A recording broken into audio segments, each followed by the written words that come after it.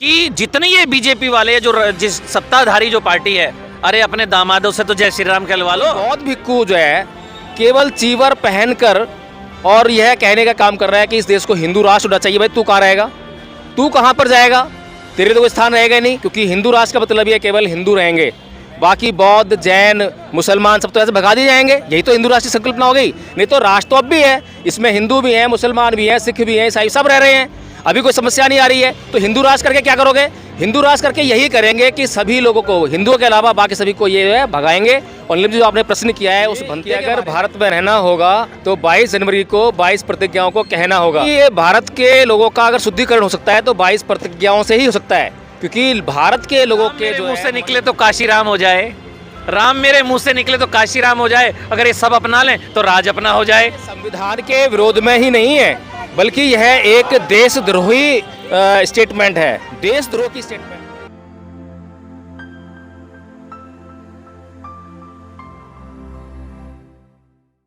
नमस्कार, आप देख रहे हैं बहुजन मीडिया। साथियों, लगातार जिस तरह से चारों तरफ राम मंदिर की चर्चा चल रही है, कहीं ना कहीं उस राम मंदिर के चर्चा में हम देख रहे हैं कि कुछ साधु संत आकर इस तरह की टिप्पणियां कर रहे हैं कि एक पर्टिकुलर एक समाज को टारगेट करते हुए ये कहते नजर आ रहे हैं कि जो राम को नहीं भजेगा वो चमार है। तो सर, किस तरह से देखते हैं स्टेटमेंट को? साधुवाद जो मैं राम मंदिराचार्य को इसलिए दे रहा हूँ क्योंकि अब तक चमार अकेले थे, लेकिन अब उन्होंने जो है पूरी दुनिया को चमार बना दिया है। उन्होंने कहा है कि जो राम को नहीं भजेगा वो चमार। इसका मतलब ये है, ना तो पूरी दुनिया का मुसलमान राम को भजता है, ना पूरी दुनिया में कहीं पर भी जो है ईसाई है वो राम को भजता है, ना और कोई धर्म का आदमी भजता है, ना ही सिख भजते हैं, जैनी भी नहीं भजते हैं। और हिंदुओं के भी, हिंदुओं का बहुत बड़ा वर्ग जो सिर्फ राम को नहीं भजता, वो शिव की भी आराधना करता है, राधा और श्याम की भी आराधना करता है, और अन्य देवी देवता आराधना करता है, तो वो भी उससे बाहर हो गए, क्योंकि वो केवल जो है राम मंदिर ये कह रहे हैं जो राम को नहीं बचता वो चमार। तो इसका मतलब ये है कि आधे से ज़्यादा हिंदू भी चमार हो गए हैं, और पूरी दुनिया में जितने भी लोग हैं जो हिंदू नहीं हैं, जो राम को नहीं बचते हैं, वो सारे चमार हो गए हैं। तो बहुत बहुत मुबारक सभी लोगों को कि इस बात का कि आपकी कम्युनिटी अब जो छोटी सी थी अब वो पूरी वर्ल्ड वाइड हो गई है, बहुत बड़ी हो गई है। मतलब आप समर्थन कर रहे हैं इस बात का? देखिए, मैं उनकी इस बात का समर्थन नहीं कर रहा हूँ, लेकिन उनको बता रहा हूँ, उनको आईना दिखा रहा हूँ कि राम को जपने वाले थोड़े से लोग हैं, और वो केवल भारत में हैं, और भारत में भी बहुत थोड़े से लोग हैं जो राम को केवल जपते हैं। इसलिए जो है इस तरह की स्टेटमेंट देकर उन्होंने अपने ही पैरों पर कुल्हाड़ी मारी है। और सबसे बड़ी बात यह है नीलम जी कि ये मुद्दा जो है चमारों से जुड़ा हुआ है। बाबा साहब डॉक्टर भीमराव अम्बेडकर ने चमारों को, बहुजन समाज को, SC ST OBC को बड़े अत्याचार सहन करने के बाद बचपन से लेकर और जब तक वे जीवित रहे तब तक उन्होंने ये अत्याचार सहन किए। और ये अत्याचार जो कभी नाई कर रहा है, कभी शिक्षक कर रहा है, कभी प्रोफेसर कर रहे हैं, कभी कर्मचारी कर रहे हैं, उन पर लगातार अत्याचार होते रहे। और जब उन्होंने इन धर्म ग्रंथों का अध्ययन किया, रामायण का, महाभारत का, गीता का, वेदों का, पुराण का जब अध्ययन कर लिया, तो वो ये इस डिस्कस पर पहुँचे कि ये जो अत्याचार मुझ पर हो रहे थे, ना तो कोई चपरासी कर रहा था, ना नाई कर रहा था, ना अध्यापक कर रहा था, ना प्रोफेसर कर रहे थे, ना वो कर्मचारी कर रहे थे, बल्कि एक पूरी व्यवस्था थी जो मेरे ऊपर अत्याचार कर रही थी। वो थी हिंदू धर्म की व्यवस्था। इसलिए उन्होंने 1935 में पूरे समाज को यह कहते हुए हिंदू धर्म को छोड़ा कि हिंदू धर्म जो है रहने लायक नहीं है। लेकिन सर, अगर कोई भी व्यक्ति जाति सूचक शब्दों से संबोधित करता है, जिस तरह से रामभद्राचार्य ने किया है, तो तमाम बहुजन समाज के लोगों ने उन पर FIR भी कराई है और प्रतिक्रिया भी दी है कि पर्टिकुलर एक जाति विशेष वर्ग को टारगेट करके इस तरह की स्टेटमेंट देना, इस तरह की टिप्पणी करना, यह संविधान के विरोध में है। देखिए, संविधान के विरोध में ही नहीं है, बल्कि यह एक देशद्रोही स्टेटमेंट है, देशद्रोह की स्टेटमेंट है। देशद्रोह क्या होता है ये हमें समझना चाहिए। जो देश की राष्ट्रीय एकता व अखंडता को तोड़ने की बात करता है, जो लोगों को अलग करने की बात करता है, जिससे राष्ट्रीयता छिन्न भिन्न होने लगे, वो देशद्रोह है। जो रामभद्राचार्य ने जो स्टेटमेंट दी है वो जातिवादी स्टेटमेंट है। वो चमार को एक अलग तरीके से देख रहे हैं, एक अलग आईना लगा रहे हैं। तो उन्होंने जो स्टेटमेंट दी वो नितांत जो है सांप्रदायिक है, नितांत जातिवादी है, और वो जो है राष्ट्रवाद के विरोध में है, नितांत देशद्रोही स्टेटमेंट है। उनके खिलाफ जो है तुरंत ही NSA लगाकर और उनको अरेस्ट किया जाना चाहिए, जेल के पीछे भेजना चाहिए। जी, इसी कड़ी में श्याम जी भी है मेरे साथ में। श्याम जी, जानना चाहूँगी इस स्टेटमेंट से आप कितना वास्ता रखते हैं? देखिए, उनकी स्टेटमेंट के बारे में हमारे वकील साहब ने बड़ी अच्छी तरीके से बता दिया, और मैं अब दूसरे विषय में बताता हूँ मेरे और साथियों को जो बहुत ज़्यादा राम भजते हैं, मेरे ही साथी, मेरे ही गांव के, मेरे ही भाई सभी, कि राम मेरे मुंह से निकले तो काशी राम हो जाए, राम मेरे मुंह से निकले तो काशी राम हो जाए, अगर ये सब अपना लें तो राज अपना हो जाए। तो मैं उस स्टेटमेंट का समर्थन करता हूं। उन्होंने बता दिया कि आप अलग हो, अरे सारे एक हो जाओ। वकील साहब ने बता दिया सारे अंग्रेज चमार, सारे ईसाई चमार, जैन चमार, मतलब सबको उन्होंने बड़ी वो किया है। तो मैं तो कहूँगा सिख समुदाय से, जैन समुदाय से, अंग्रेजों से, सबसे, अरे कराओ ना एफआईआर दर्ज। तुम्हें भी उसने एक जातिवादी मानसिकता में वो कर दिया है। एक लंबी लड़ाई होनी चाहिए।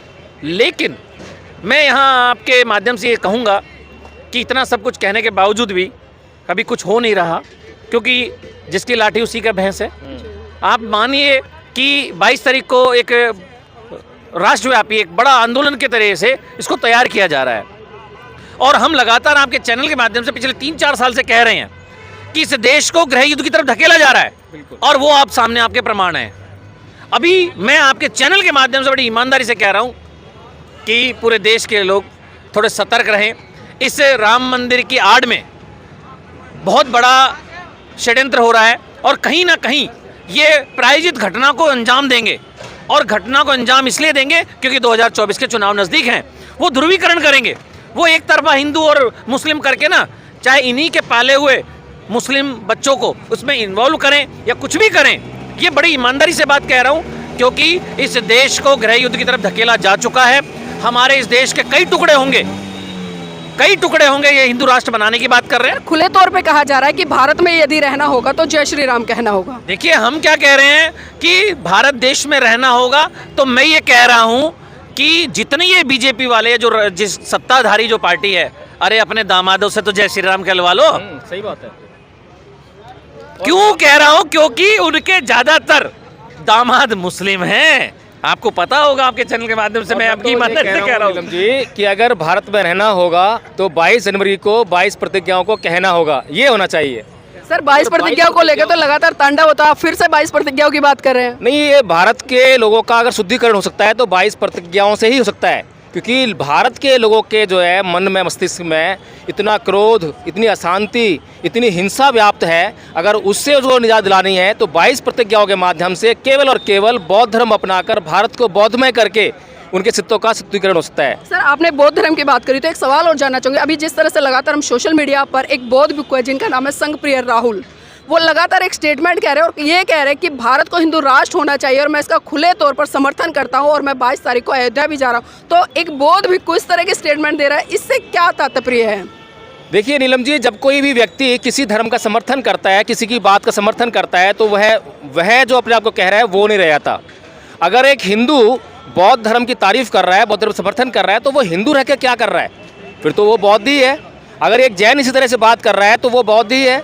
इसी तरह से अगर कोई बौद्ध भिक्खु जो है केवल चीवर पहनकर और यह कहने का काम कर रहा है कि इस देश को हिंदू राष्ट्र होना चाहिए, भाई तू कहाँ रहेगा? तू कहाँ पर जाएगा?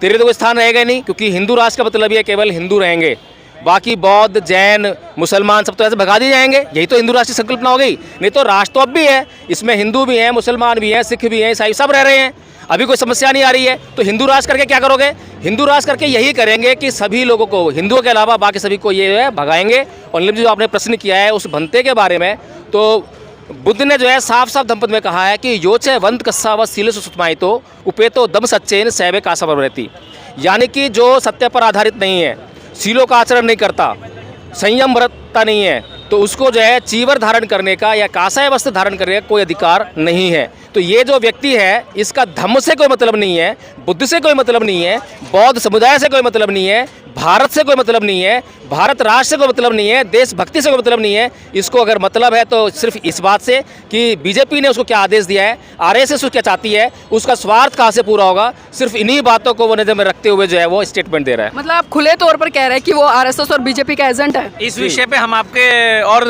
जानकारी दुरुस्त करना चाहेंगे कि अभी 1.5-2 साल पहले कुछ भंते है ना आरएसएस की बड़ी बड़ाई कर रहे थे, उनके मंचों पर जा रहे थे। तो मैं आपके चैनल के माध्यम से बड़ी जिम्मेदारी से कहता हूं कि बहुत सारे भंते, लगभग 200-250 की तादाद है, उनको नागपुर हेडक्वार्टर में ट्रेनिंग दी जा रही है, और वो लगातार तैयार हो रहे हैं, और वो चीवर पहनकर आ जाते हैं हमारे बीच, हमारे समाज को गुमराह करने के लिए।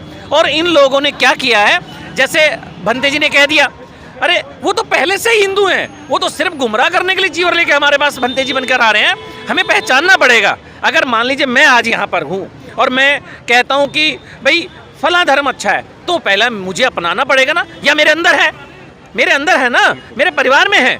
तो वो भंते जी वास्तव में बुद्धिज्म के भंते नहीं है, वो मतलब वो हमारे धम्म के नहीं है, वो आरएसएस हेडक्वार्टर के ट्रेनिंग करे हुए वो पालतू तीतर हैं जो इस समाज को गुमराह करना चाहते हैं। वही लोग प्रचार कर रहे हैं कि बुद्ध जी अवतार हैं विष्णु जी के, वही लोग कर रहे हैं। क्योंकि आपको पता होगा कि जैसे जैसे हम इसके और ताकत में जाएंगे, हमारा समूह बढ़ेगा, हमारा ग्रुप और विकृत होगा, हमारे बुद्धिजीवी और जगेंगे, लोग पाखंड को छोड़ेंगे, तो ये अपनी कुछ चेष्टा तो करेंगे और कुल चाल चलेंगे। तो यही काम हो रहा है। अगर बौद्धों को ऐसे नकली बौद्ध भिक्षुओं से बचना है तो उनको बुद्ध के धर्म की जानकारी लेनी पड़ेगी। जिस तरह से मैंने एक गाथा बताई है तो उससे मालूम पड़ जाता है, उसका आचरण करेंगे आप देखेंगे तो मालूम पड़ जाएगा कौन असली है और कौन नकली है। अपने समाज के भीतर घूमने वाले जो असली बौद्ध भिक्षु दिखाई देते हैं आपको, उनका भी आप जो है परिष्कार कर पाएंगे। तो इसीलिए धम्मपथ ट्रस्ट जो है लगातार इस बारे में काम कर रहा है और धम्माचार्य बनाने का काम कर रहा है। धम्माचार्य बहुत ही सिंपल सा कोर्स है, उस कोर्स को कोई भी बौद्ध जो है कर सकता है, हम करवाएंगे उसको जो है। और जब वो कोर्स कोई भी कर लेगा तो उसको जो है बौद्ध कौन है और बौद्ध भिक्षु कौन है इसकी जानकारी होती रहेगी। नीलम जी, आपको इसी प्रश्न के जवाब में एक कहूँगा, आप दोबारा जाइएगा उन भंते जी के पास में, हमारी रिक्वेस्ट है, और आप उनसे कहिएगा भंते मैं नहीं गई हूँ सर, मैंने सोशल मीडिया पर वीडियो देखी। आप जाइएगा या आप हमारा प्रश्न आपके माध्यम से पूछिएगा कि भंते जी आप बुद्धिज्म को मानते हैं? जी हाँ, आप 22 प्रतिज्ञा मानते हैं, तो आप उनका चेहरा आराम से पहचान पाएंगे कि वो किस तरीके से ट्रेंड किए हुए लोग हैं। ट्रेनिंग कहाँ पे हुई, कहाँ से ट्रेनिंग हुई अपने आप पता चल जाएगा, कहने की जरूरत नहीं है।